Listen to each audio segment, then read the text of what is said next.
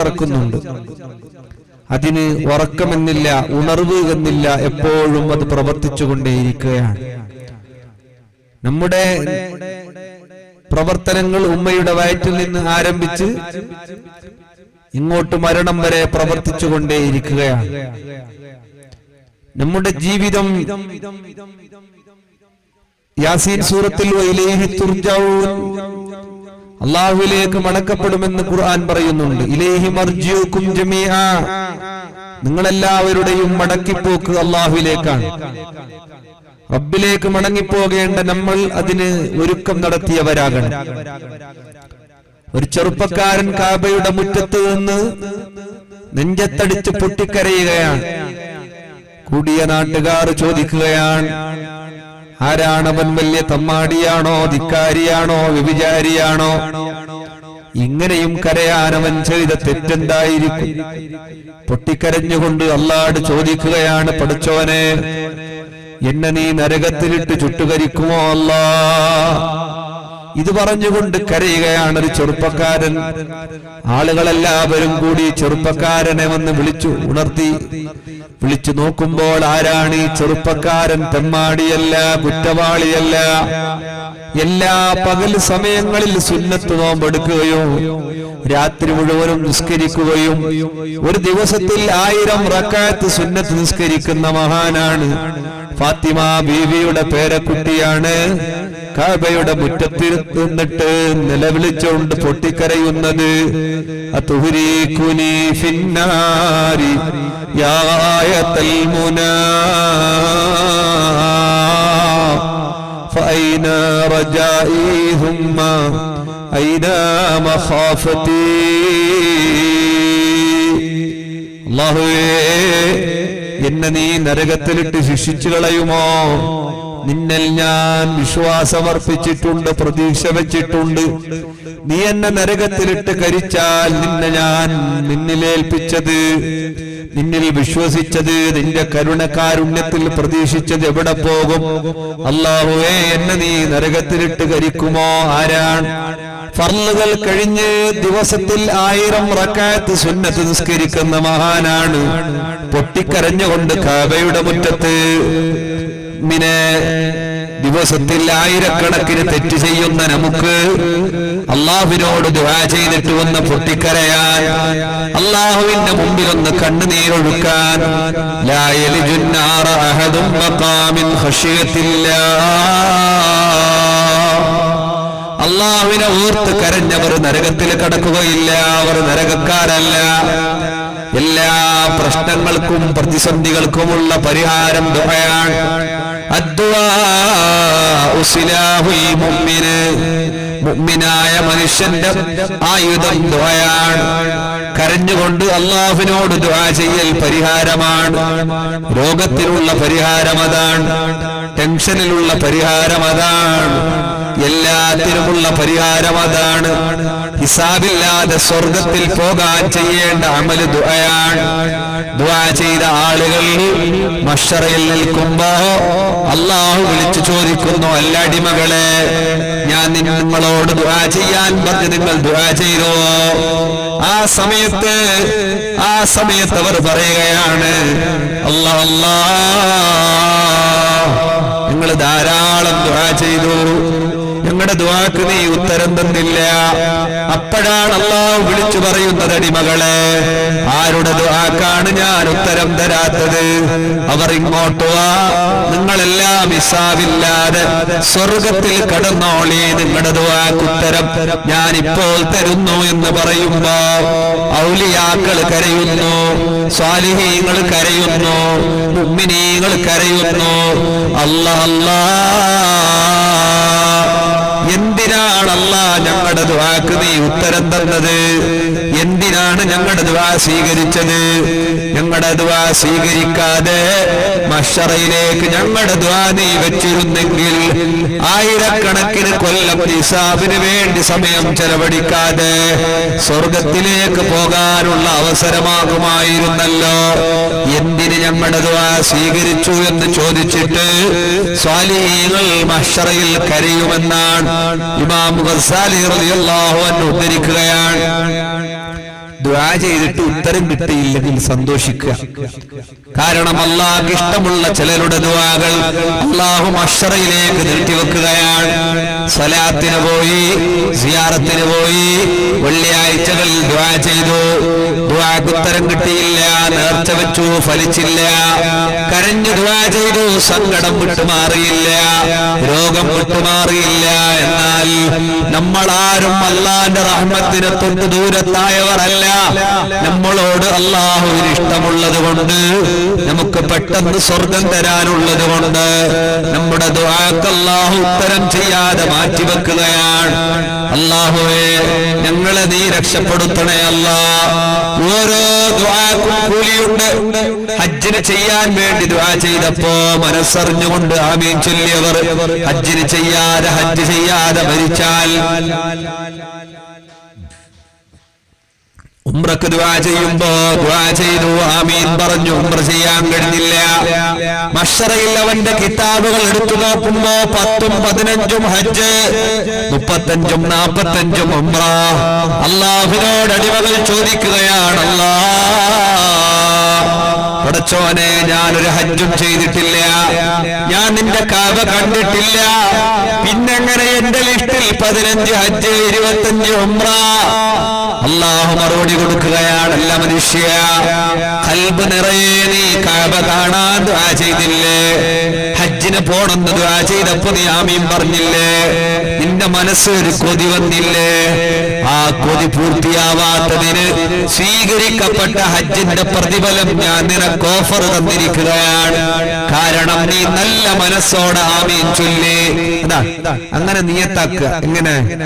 മരിക്കുന്നതിന് മുമ്പ് ഒരു പള്ളി എടുക്കാൻ, മരിക്കുന്നതിന് മുമ്പ് ഒരു മദ്രസ എടുക്കാൻ, മരിക്കുന്നതിന് മുമ്പ് ഒരു യതീം കുട്ടിയെ കെട്ടിച്ചു കൊടുക്കാൻ, മരിക്കുന്നതിന് മുമ്പ് ഒരു ഹാഫിളായ മകനെ ഏറ്റെടുത്ത് പഠിപ്പിക്കാൻ, മരിക്കുന്നതിന് മുമ്പ് ആർക്കെങ്കിലും 10 യതീം മക്കൾക്ക് എന്തെങ്കിലും ഒരു നന്മ ചെയ്യാൻ. അങ്ങനെ നിങ്ങൾ മനസ്സുകൊണ്ട് കരുതി. ദിവസങ്ങളാകുന്നതിന് മുമ്പ്, സമ്പത്ത് കയ്യിലെത്തുന്നതിന് മുമ്പ് മരിച്ചാൽ പൂർണ്ണമായ പള്ളി കെട്ടിയ കൂലി. മദ്രസയാണോ നീയത്ത്? മദ്രസ കെട്ടിയ കൂലി. യതീം മക്കളെ കെട്ടിച്ചു കൊടുക്കലാണോ? യതീം മക്കളെ കെട്ടിച്ചു കൊടുത്ത കൂലി അല്ലാഹു നിങ്ങൾക്ക് വെറുതെ തരുമെന്ന് മുഹമ്മദുർ റസൂലുള്ളാഹ്, അഷ്റഫുൽ ഖൽഖ് മുഹമ്മദുർ റസൂലുള്ളാഹ്. മൈക്ക നല്ല ഉണ്ട്, കുറച്ച് കൂട്ടിക്ക് നല്ല ഉണ്ട്, ഒക്കെ സൗണ്ട് കുറവുണ്ട്. നമ്മൾ നിയത്താക്കുമ്പോ എങ്ങനെ വെറുതെ നിയത്താക്കി കൂലി കിട്ടുന്നല്ല. ഒന്ന് നിയത്താക്കിട്ട് വെക്കാം, പോയെങ്കിൽ നിയത്തല്ലേ, പൈസ എന്ത് പോകുന്നില്ലല്ല, ആ നിയത്തല്ല, അതല്ല നിയത്ത്. നിയത്താക്കുമ്പോ വേണമെന്ന് വിചാരിച്ചിട്ട് ചില ആൾ അങ്ങനെ ഉണ്ട്. ഏലം വിളിക്കുമ്പോ പറയും, കൈവന്തിക്കും, കൊടുക്കല. അതുപോലെ വാഗ്ദത്തം ചെയ്യും, പള്ളി കെട്ടുമ്പോ സിമെന്റ് പറയും, അത് പറയും, ഇതുവെല്ലാം പറയും, കൊടുക്കല. അങ്ങോട്ട് ഹക്കാണത്, പറഞ്ഞത് ഹക്കാണ്, നേർച്ച വെച്ചത് ഹക്കാണ്. കൂടുതൽ സ്ത്രീകളാണ് നേർച്ച വെക്കുക, കുറെ നേർച്ച വെക്കും. രോഗം വന്നാല് നേർച്ച വെക്കും, കൊടുക്കൂല നേർച്ച. പിന്നെ പാമ്പിന്റെ കിനാവ് കാണുമ്പോ, ഉസ്താദെ പാമ്പിന്റെ കിനാവ് കാണുന്നത് നേർച്ച വിറ്റു ബാക്കിയായിട്ട്, പാമ്പിന്റെ കിനാവ് കാണുന്നോണ്ട് സലാമത്തായി, ഇല്ലെങ്കിൽ അത് കൊടുക്കലോ. വലിയ വലിയ നേർച്ചന്ന് വെക്കല് പെണ്ണുങ്ങ, ചെറുതൊന്നുമല്ല, വലിയ വലിയ നേർച്ച. മക്കത്തെ കൊണ്ടുപോയിട്ട് കിടാന് തവാഫാക്കാനെല്ലാം നേർച്ചയാക്കുന്നു. മക്കത്തെ പോയിട്ട് ഇവിടെ ഹോസ്പിറ്റലിൽ കൊണ്ടുപോകാൻ കയ്യിൽ വീശല്ല. നീയത്തൊക്കെ നല്ല തന്നെയാണ്. നേർച്ച വെച്ചാൽ അത് പൂർത്തിയായി വീട്ടണം നമ്മള്. അതിന് തമാശയില്ല, കുസാലില്ല. ചില ആള് പറയുന്നു നേർച്ച വെച്ചിട്ടില്ല, പിന്നെ അത് കുസാലാക്കിയിരുന്നു. കുസാലില്ല, പഠിച്ചോ കുസാലിൽ വന്നിട്ട് പിടിച്ചോണ്ട് വേണ്ട. ഇല്ല, ഒരാള് നേർച്ച വെച്ചാൽ ബൈ കണ്ടു കിട്ടിയെങ്കിൽ നേർച്ച കൊടുക്കാൻ. അങ്ങനെ ബൈയെല്ലാം കിട്ടി. ബൈ കിട്ടിയിട്ടാ മോന് തോന്നി ഇതിപ്പോ ബൈ നമ്മ നേർച്ച നമ്മളെ കൊണ്ടുപോയി എത്തിച്ചെന്തല്ലോ. മാലിക് ദിനാർ നിങ്ങൾക്ക് നേർച്ച വെച്ചിനോ? ഏതായാലും ഇത് എത്തിയിട്ട് അമ്മ പറഞ്ഞു, ഇത് ഞാൻ പോയിട്ട് എത്തിയല്ലേ, ഇത് നേർച്ച കൊടുത്തില്ല അങ്ങല്ലാവും. കുറച്ച് മുന്നോട്ടാകുമ്പോ ഏക്കറോട് തെറ്റി. അപ്പൊ പറഞ്ഞല്ലോ മാലിക് ദിനാർ നിങ്ങൾക്ക് കുസാലെന്തില്ല, ഞാൻ കുസാലിന് ചെല്ലേ കൊടുക്കമ്മ, ഒരു പടല്ലേ കൊടുക്ക, മോശമില്ല, റോഡ് നേരെ കിട്ടിട്ട് തപ്പണ്ട പാതിരാക്ക്. നമ്മളെങ്ങനെയാണ്? തമാശ, നേർച്ച തമാശയല്ല, ഇബാദത്താണ്, ആരാധനയാണ്. സുന്നത്തിനെ നോമ്പ് നേർച്ച വെച്ചാൽ, ഖുർആൻ നേർച്ച വെച്ചാൽ, ഇബാദത്തുകൾ നേർച്ച വെച്ചാൽ, ഭക്ഷണം നേർച്ച വെച്ചാൽ നല്ല നേർച്ചകളാണ് ഭക്ഷണം നേർച്ച വെക്കൽ. ഭക്ഷണം ദാനം ചെയ്യൽ ഈമാനിന്റെ ഭാഗമാണത്. അല്ലാഹു സ്വർഗത്തിലെ വലിയ വലിയ പദവി കിട്ടാനുള്ള കാരണമാണ് ഭക്ഷണം ദാനം ചെയ്യുക.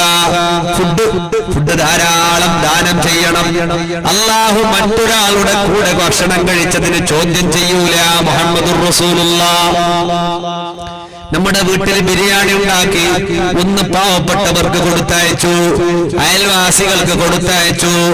ആ ഉണ്ടാക്കിയ ഫുഡിന് അല്ലാഹുവിന്റെ ഹിസാബ് പറയണ്ട.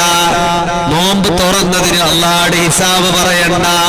അത്താഴം കഴിച്ചതിന് അല്ലാഹുവിന്റെ ഹിസാബ് പറയണ്ട. എത്ര ഒരു കണക്കിന്റെ പരിധിയിലുള്ള അല്ലേ?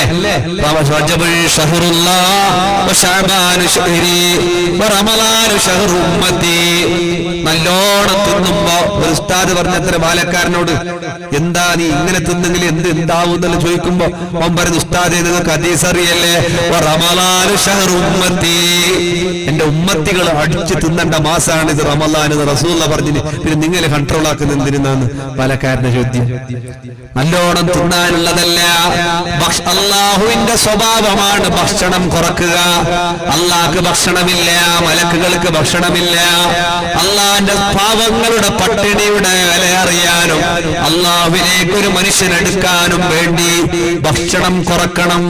ഭക്ഷണം എന്ന് പറഞ്ഞാൽ മുസ്ലിമിന്റെ ഭക്ഷണം ഒരു പിടി 2 പിടിയാണ്. അത് മതിയാകുന്നില്ലെങ്കിൽ 1/3, അത് പോരാന്ന് തോന്നുകയാണെങ്കിൽ 1/3 ഭക്ഷണം. എന്നിന്റെ അണ്ടന്റെ 1/3 അല്ലെ, ടേബിളിൽ വെച്ചതിന്റെ 1/3 നമ്മുടെ വയറ്റിന്റെ 1/3 തിന്നണം.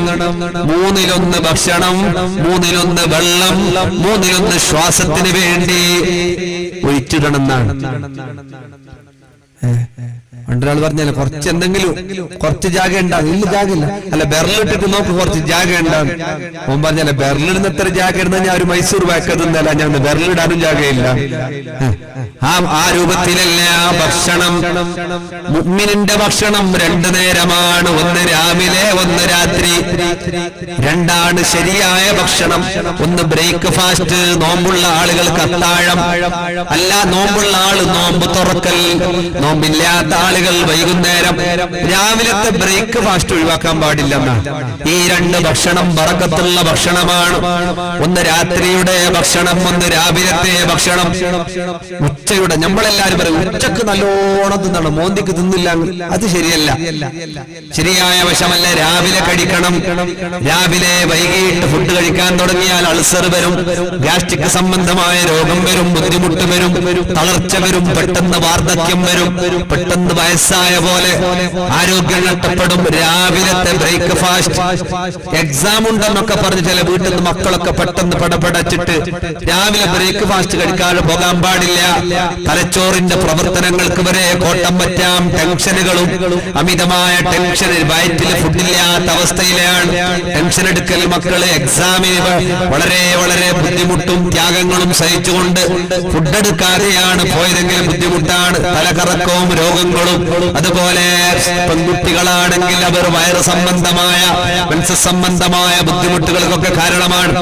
രാവിലത്തെ ഫുഡ് ആരോഗ്യത്തിന്റെ ഫുഡാണ്. രാത്രിയുടെയും ഫുഡ് ബറക്കത്തിന്റെ ഫുഡാണ്. അല്ലാഹുവിന്റെ ഇബ്നു ഉമർ മുത്തബിയുസുന്ന, സുന്നത്തുകളെല്ലാം കൊണ്ടു നടക്കുന്ന മഹാനാണ്. ബഹുമാനപ്പെട്ടവരുടെ രാത്രിയുടെ ഭക്ഷണം മഗ്‌രിബ് നിസ്കാരത്തിന് മുമ്പാണ്. നോമ്പില്ലാത്ത ദിവസം ബഹുമാനപ്പെട്ടവരുടെ ഭക്ഷണം നബി തങ്ങളും അങ്ങനെയാണ്. ഒന്നുകിൽ മഗ്‌രിബിന് മുമ്പ്, അല്ലെങ്കിൽ മഗ്‌രിബ് കഴിഞ്ഞിട്ട്. രാത്രി കിടക്കുമ്പോ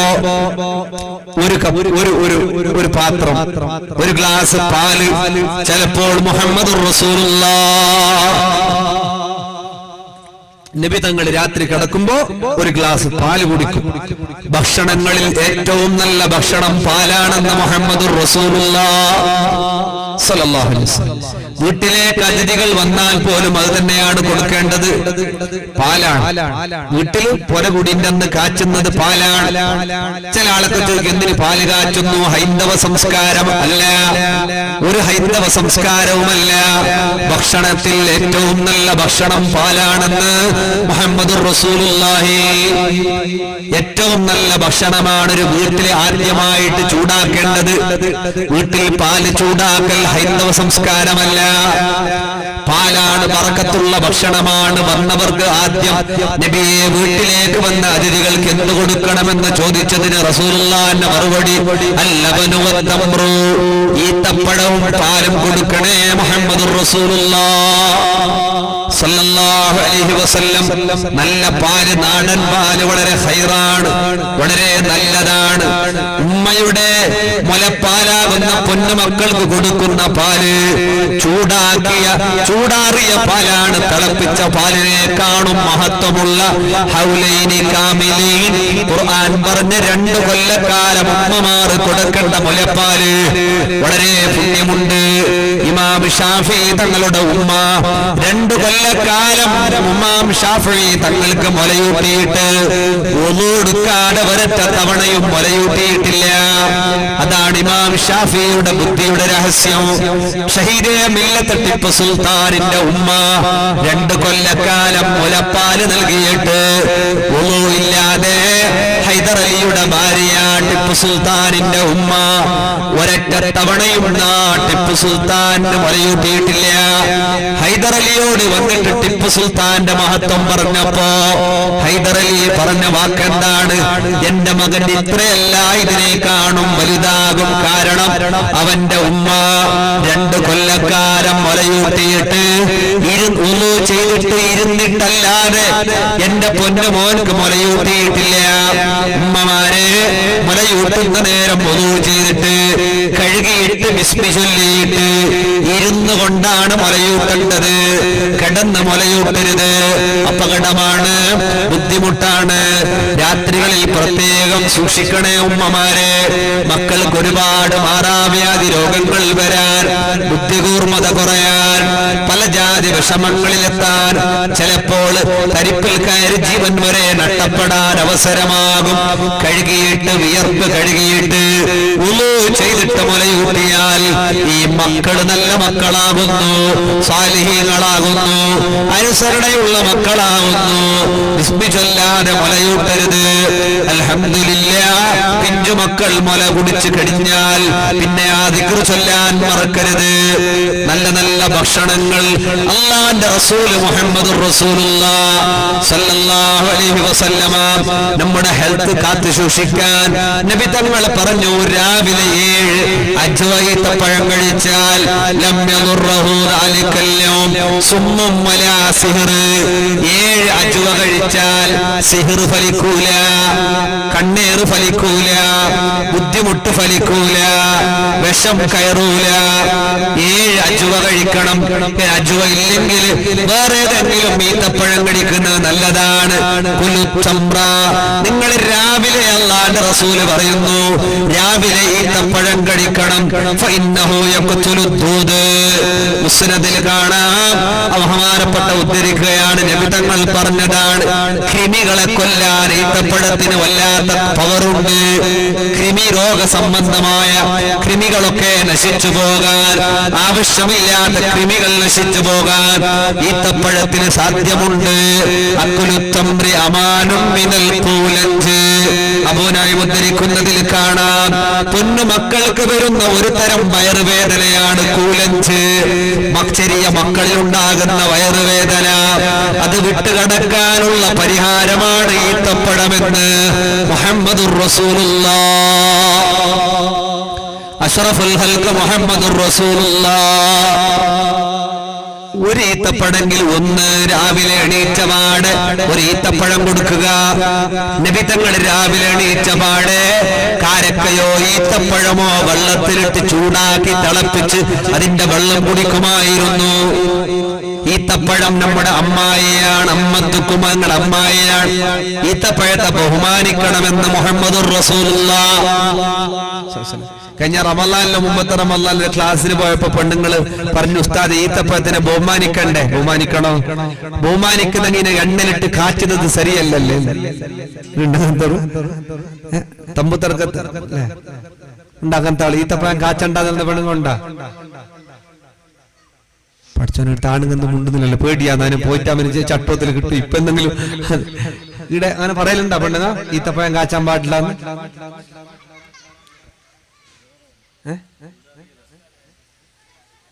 കാച്ചലുണ്ടോ ഈത്തപ്പഴം?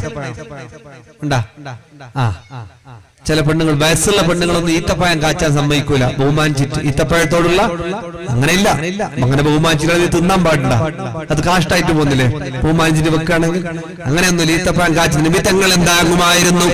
ഈത്തപ്പഴം വെള്ളത്തിലിട്ട് ചൂടാക്കിയ അതിന്റെ തിളപ്പിച്ച വെള്ളം അത് കുടിക്കുമായിരുന്നു രാവിലെ. മുഹമ്മദുർ റസൂലുള്ളാഹ് സല്ലല്ലാഹു അലൈഹി വസല്ലം, അല്ലാഹുവിന്റെ റസൂൽ സല്ലല്ലാഹു അലൈഹി വസല്ലം പറയുന്നു, സ്ത്രീകൾക്കുള്ള രക്തപ്പോക്ക്, ഹൈദ്, നിഫാസുകൾ ഇതെല്ലാം വളരെ കൃത്യമായി പോകാൻ, രക്തസഞ്ചാരം ഉണ്ടാകാൻ അബൂ നഈം ഉദ്ധരിക്കുന്നതിൽ കാണാം ഏറ്റവും നല്ല മരുന്നാണ് ഈത്തപ്പഴം കഴിക്കലെന്ന് മുഹമ്മദുർ റസൂലുള്ളാഹ് സല്ലല്ലാഹു അലൈഹി വസല്ലം. ഈത്തപ്പഴത്തിന്റെ ഫലം ഹീറ്റാണ്, ചൂടാണ്, ഉഷ്ണമാണ്.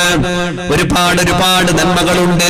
പുരുഷന്മാരിൽ ഉണ്ടാകുന്ന ബീജക്കുറവ്, അണുകുറവ്, ഇതൊക്കെ പരിഹരിക്കാൻ ഈത്തപ്പഴം നല്ലതാണ്. ഈത്തപ്പഴം നാടൻ പാലിൽ തിളപ്പിച്ച് കുടിക്കുന്നത് നല്ല ആരോഗ്യമാണ്. പുരുഷന്മാർ രാത്രിയാമങ്ങളിൽ കുടിക്കുന്നത് വളരെ ഹൈറാണ്, നല്ലതാണ്. ഈത്തപ്പഴം ആണിനും പെണ്ണിനും, ചെറിയവർക്കും വലിയവർക്കും എല്ലാവർക്കുമുള്ള പരിഹാരമാണ്. ചില മൗലിദിന്റെ പൊരയിലെല്ലാം പോയാൽ കാണാൻ ചില ഒരു ഈത്തപ്പഴം, ചാണകം പോലത്തെ ഒരു ഈത്തപ്പഴം, ഒരു ഉണങ്ങിരക്കും അപ്പുറം ഇപ്പുറം ഒട്ടിട്ട് മറ്റേ ഫാസ്റ്റ് കമ്മിട്ട പോലെ പിടിച്ചിട്ട് വലിക്കേണ്ടി വരുന്നില്ല, ജാമായിട്ട്. വലിയ പൊരി ബിരിയാണി ഉണ്ട്, ബീഫുണ്ട്, ചിക്കൻ ഉണ്ട്, മട്ടൻ ഉണ്ട്, എല്ലാം ഉണ്ട്. മറ്റേ ഈത്തപ്പഴം മാത്ര 10 രൂപന്റെ ഈത്തപ്പഴം, ആ പാക്കറ്റ്. വേറെ ഈത്തപ്പഴം കിട്ടുന്നില്ല. ഞാൻ പുത്തൂർ ഷോപ്പറോട് നിങ്ങൾ വേറെ ഈത്തപ്പഴം വിൽക്കുന്നില്ലേ? അല്ല, ഈത്തപ്പഴം കേക്ക് തന്നെ പാക്കറ്റ് ഉണ്ടാന്നേ കേൾക്കുന്നത്. വേറെ ഈത്തപ്പഴത്തിന് സബ്ജക്റ്റേ ഇല്ല അവർക്ക്. അതിന്റെ മെൽക്ക് പിന്നെ പെണ്ണുങ്ങൾക്ക് മദ്യാപത്തിന് കുറച്ച് പഞ്ചാരം പേറി ഇളക്കുന്നു. ഇതിലിருந்து കിട്ടിയെന്ന് പഠിച്ചു എനിക്കറിയാം. ആ ഈത്തപ്പഴത്തിന് തന്നെ മനുഷ്യൻ തിന്നലല്ലേ, കൈ പിടിച്ചതിൽ കൈ പറ്റുന്നു. അതിന്റെ മുകൾക്ക് കുറച്ച് പഞ്ചാരം പേറി ഇളക്കുന്നു. ഒന്ന് നല്ല ഈത്തപ്പഴം വെക്കണം, കുറച്ച് വൃത്തിയുള്ളത്. ഇല്ലെങ്കിൽ ഈത്തപ്പഴം വെക്കണ്ട. അല്ല, അത്ര കഷ്ടത്തിൽ വെച്ചില്ല. അങ്ങനെ ഒരു പഞ്ചസാര വെച്ചോ, അല്ലെങ്കിൽ കൽക്കണ്ടി വെച്ചോ, അല്ലെങ്കിൽ ഉള്ളത് വെച്ചോ, ഇല്ലെങ്കിൽ വെക്കണ്ട. എന്ത് വേണ്ട? ഒരു മോശമുള്ള ഏറ്റവും താണത് നമ്മൾ അങ്ങനെയാണ്. നല്ലോണം ആ കഞ്ചൂസ് ചില സ്ഥലങ്ങളിലൊക്കെ അങ്ങനെയാണ്, എല്ലാം ചെയ്യും, അവസാനം ബടക്കാക്കും ചെയ്യും. ആ രൂപത്തിലാകരുത്. നല്ലതാണ്, ബറക്കത്തിന് വേണ്ടി വെക്കുന്ന ശീരണിയാണത്. അത് വളരെ നല്ലത് വെക്കണം. അല്ലാഹുവേ ഖൈർ നൽകണേ അല്ലാഹ്. പിന്നെ നമ്മള് നല്ല ഹെൽത്ത്, റസൂലുള്ളാഹി സ്വല്ലല്ലാഹു അലൈഹി വസല്ലം നബി തങ്ങൾ പറയുന്നു, ലൗ അന്ന ശൈഅൻ കാന ഫീ ശിഫാഉൻ മിനൽ മൗത്ത്, മരിക്കാതെ ഒരാൾ ബാക്കിയാകുന്ന ഒരു മരുന്നുണ്ടാകുമായിരുന്നെങ്കിൽ ലകാന ഫിസ്സലാ, അത് സുന്നാ മക്കയിലാകുമായിരുന്നു. മുഹമ്മദുർ റസൂലുള്ളാഹ്. സുന്നാ മക്കി അറിയോ? എന്ത് അറിയൂന്ന് ചേട്ടാ, ഇവൻ ഭയ വന്നിട്ട് നോക്കുന്നു. സുന്നാ മക്കി അറിയല്ലേ? അറിയില്ല? പഠിച്ചോനെ, ആർക്കും അറിയില്ല, വയസ്സന്മാർക്കും അറിയില്ല സുന്നാ മക്കി. ലൈവിന്റെ നോക്കുന്നത് എന്തിന്റെ അറിയോ? ഇതുവരെ കുടിച്ചിട്ടില്ല. അപ്പൊ ഏതായാലും പറഞ്ഞത് നന്നായി. സുണ്ണാമക്കി പറഞ്ഞ വയറിളക്കുന്ന സാധനം സുണ്ണാമക്കി അറിയില്ല? ആയുർവേദിക്കിന്റെ കടയിലൊക്കെ പോയാൽ കിട്ടും സുണ്ണാമക്കി എന്നുള്ളത്. അഹ്മദ് ഇമാം തുർമുദിയൊക്കെ ഉദ്ധരിക്കുന്ന ഹദീസാണ്. മരിക്കാതെ ഒരാൾ ബാക്കിയാകുമായിരുന്നെങ്കിൽ സുണ്ണാമക്കി കഴിച്ചിട്ട് മരിക്കാതിരിക്കണം. ഇനിയിപ്പോ നാളെ തന്നെ സുണ്ണാമക്കി കുട്ടിക്ക് അഡ്രസ് ഇരിക്കല്ല, അതിങ്ങനെ മരിക്കുന്നേ. എപ്പോ? ഇടക്ക് ആരോഗ്യ സംബന്ധമായ നല്ല ആരോഗ്യമുള്ള പുരുഷൻ 6 മാസത്തിലോ കൊല്ലത്തിലൊരിക്കലോ ഈ സുണ്ണാമക്കി കഴിച്ചിട്ട് വയറ് വൃത്തിയാക്കണം. വയർ ക്ലീൻ ആക്കുന്ന സാധനമാണ് സുണ്ണാമക്കി. ഇനിയിപ്പോ നാളെ പോയിട്ട് മരിക്കാതിരിക്കുന്നതിന് പോയിട്ട് എപ്പോഴും മാസത്തിലുള്ള തിന്നാന്ന് പറഞ്ഞ മുസീബത്തായി പോകും. 6 മാസത്തിലോ കൊല്ലത്തിലൊരിക്കലോ, കൊല്ലത്തിൽ ഒരു തവണയെങ്കിലും വയർ വൃത്തിയാക്കണം സുണ്ണാമക്കി കൊണ്ട്. അസ്മാ ബീവി റളിയല്ലാഹു അൻഹ വയറ് വൃത്തിയാക്കിയപ്പോ റസൂലുള്ളാഹി ചോദിച്ചു, അസ്മാ നീ എന്തുകൊണ്ടാണ് വയറ് ക്ലീൻ ചെയ്തത്? അവർ പറഞ്ഞു, ഞാൻ ശുബ്റുമ കൊണ്ടാണ്. റസൂലുള്ളാഹി പറഞ്ഞു, വേണ്ട അസ്മാ, അത് വല്ലാത്ത കടുപ്പമുള്ളതാണ്, ബുദ്ധിമുട്ടാണ്. അങ്ങനെ ചെയ്യുകയാണെങ്കിൽ നീ സുന്നാമക്കി കൊണ്ട് സുന്നാമക്കി കൊണ്ട് നീ വയറിളക്കണേ, അത് നല്ലതാണ്. മുഹമ്മദുർ റസൂലുള്ളാഹ്. ബാധസംബന്ധമായ രോഗം, ബാധനല്ലേ, ബാധസംബന്ധമായ രോഗങ്ങൾ തടുക്കും. പിന്നെ വേദന, ഇവിടെയും ഇവിടെയൊക്കെയുള്ള വേദനകള്, സ്ത്രീകളിൽ മുടി വളരാത്ത സ്ത്രീകളാണെങ്കിൽ മുടി വളരാൻ നല്ലതാണ്. അതുപോലെ മാറാത്ത തലവേദന, പിത്തവും കാര്യങ്ങളൊക്കെ ആയിട്ട് വിട്ടുമാറാത്ത തലവേദനകള്, ചൊറി മാറാനും അതുപോലെ അങ്ങനെ തുടങ്ങിയിട്ട് മുസീബത്തുകളെല്ലാം മാറാൻ വേണ്ടി വെള്ളത്തിൽ തിളപ്പിച്ചു കുടിക്കലാണ് നല്ലത്. വെറും പൊടിയോ അതിന്റെ ഗുളികയോ കഴിക്കുന്നതിനേക്കാളും നല്ലത് അതിനെ വെള്ളത്തിലിട്ട് തിളച്ച വെള്ളം കുടിക്കലാണ്. വയറ് വൃത്തിയായിട്ട് നല്ല കൊല്ലത്തിലൊരു തവണ വയറ് വൃത്തിയായാൽ പിത്തങ്ങൾ മാഞ്ഞു പോകും, വയറുവേദനകൾ മാറിപ്പോകും.